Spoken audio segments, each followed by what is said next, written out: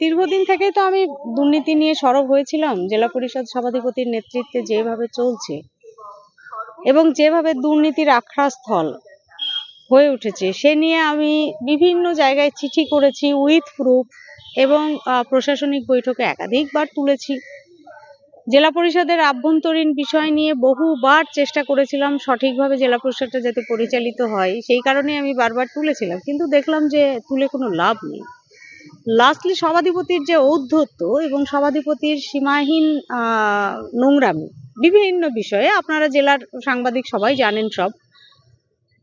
পরে মনে হলো যে এমসিটি কলেজটা এবং আরএনটিগড়টাও ও কোনো এক বেসরকারি সংস্থা মানে প্রাইভেট সংস্থাকে দিয়ে একটা কাটমানির চেষ্টা করছে।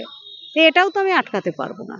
ন্যাচারালি আমি আমার এলাকার মানুষের সাথে বসেছি, ভোটারদের সাথে বসেছি, তাদের সাথে আলোচনা করেছি। বারবার তারা আমাকে বলেছে জেলা পরিষদ আমরাই আপনাকে পাঠিয়েছিলাম, কিন্তু এই চোরের জেলা পরিষদে আপনাকে থাকতে হবে না।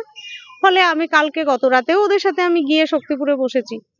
তো আমি ন্যাচারালি ওদের কথা মতো এই চোরের ভাগিদার হয়ে থাকতে চাইনি বলেই আমি চোরের জেলা পরিষদ থেকে ইস্তফা দিয়েছি। এখনো ভাবিনি আমি আগামী দিন অ্যাকচুয়ালি নন পলিটিক্যাল অর্গানাইজেশন গুলো নিয়ে থাকবো নাকি কোনো পলিটিক্যাল পার্টিতে যাব, ভাবিনি। তবে এটা ঠিক যে আমি বসে থাকবো না। না, হুমায়ুন দার সঙ্গে ফোনে কথা হয়েছে, কিন্তু কি নিয়ে কথা হয়েছে সেটা আমি বলবো না। আমি যদি করি আপনারা অবশ্যই জানতে পারবেন।